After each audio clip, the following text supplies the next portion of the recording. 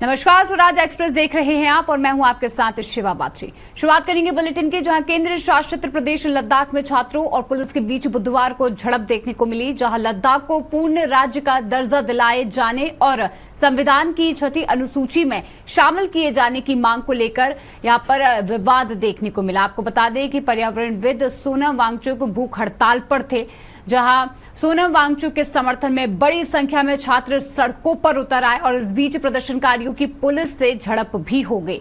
Police पर पथराव किया गया, सीआरपीएफ की गाड़ी भी फूंक दी गई और इस दौरान प्रदर्शनकारियों ने बीजेपी के दफ्तर में आग भी लगा दी।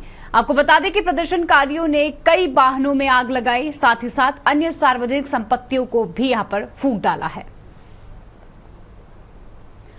तो बता दें कि यहाँ पर पूर्ण राज्य बनाने की अब मांग तेजी से उठने लगी है। लद्दाख को पूर्ण राज्य बनाने की मांग अब जो है तेजी से उठने लगी। देखिए जिस तरीके से यहाँ पर प्रदर्शनकारियों का हंगामा जो है साफ देखने को मिल रहा है, और इतना ही नहीं बल्कि प्रदर्शनकारियों ने बीजेपी का दफ्तर भी फूंक दिया है।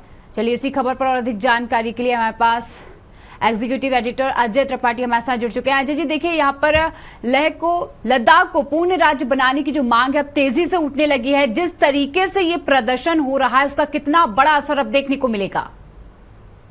देखिए शिवा, महत्वपूर्ण बात उसमें प्रदर्शन को लेकर नहीं है। महत्वपूर्ण बात ये जो पूरे इस कार्यक्रम को देख के लग रही है वो ये है कि जो जैक जैन था, जो नेपाल से होता हमारे जो नॉर्थ ईस्ट की हम लोग अक्सर चिंता कर रहा था, भारत की तरफ से चिंता की जा रही थी कहीं ऐसा ना हो कि नेपाल का वो आंदोलन इस तरफ शिफ्ट हो जाए। और आज जिस तरह से वहां पर हुआ, सोनम वांगचुक का प्रदर्शन हो या बाकी लड़कों ने जो प्रदर्शन किया, वो बड़ी दुर्भाग्यपूर्ण है कि वो जो जैक जैन जिसे कहा कि एक नया शब्द दिया गया मीडिया की तरफ से, वो भारत में सक्रिय हो गया। ये बड़ा दुखदायी है और ये बड़ा अलर्टिंग मोड वाला है। ये नहीं होना चाहिए था। निश्चित रूप से उसको पूर्ण राज्य को दर्जा देने की मांग लगातार की जा रही है।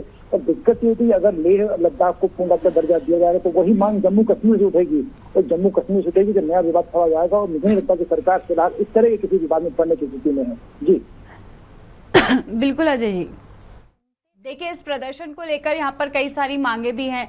क्या लगता है कि यहाँ पर प्रदर्शनकारी क्या कुछ मांगे कर सकते हैं? जैसा मैंने आपसे कहा कि संविधान की 6वीं अनुसूची में जो शामिल किया गया है उसको लेकर के मुख्य मुद्दा उनका वही है कि पूर्ण राज्य का दर्जा दिया जाए।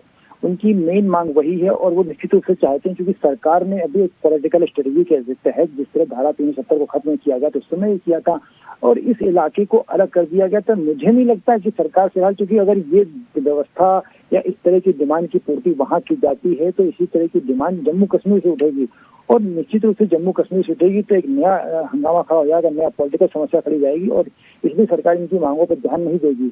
लेकिन प्रदर्शनकारियों ने आज इसीलिए जानबूझकर बीजेपी का दफ्तर फेंका, क्योंकि बीजेपी जो है इस केंद्र में सत्तारूढ़ पार्टी है और सत्तारूढ़ पार्टी के दफ्तर में इस तरह से हंगामा करना स्वाभाविक रूप से उनको लगा मैसेज देने की कोशिश की। जो संदेश दिल्ली तक पहुंचना चाहिए वो उन्होंने देने की कोशिश की। लेकिन जो मैं आपसे कह रहा हूँ कि इनकी मांगों के साथ साथ वो सोनम वांगचुक का आंदोलन चल रहा था, वो विषय जुड़ा हुआ था। लद्दाख के तमाम जो विषय थे उसको लिया गया था। लद्दाख में लोकसभा की 2 सीटों की मांग की गई थी। वो एक सारी बातें सही है, पर जो स्टूडेंट की अगुवाई में जिस तरह से वहां पर जैन जिसे कहते हैं, जैसे मीडिया का दिया गया नाम जो नेपाल से था, वो इस तरह से माइग्रेट कर गया है, वो उसकी जो झलक दिखाई पड़ी वो बड़ी अलार्मिंग स्थिति है, वो बड़ी अलार्म करने वाली है, वो अलर्टिंग मोड की खबर है।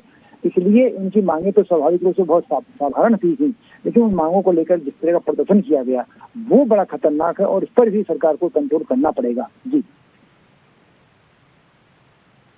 वो देखा जाएगा, देखना होगा प्रदर्शन के बाद होगी। फिलहाल तमाम जानकारी के लिए आपका बहुत बहुत धन्यवाद।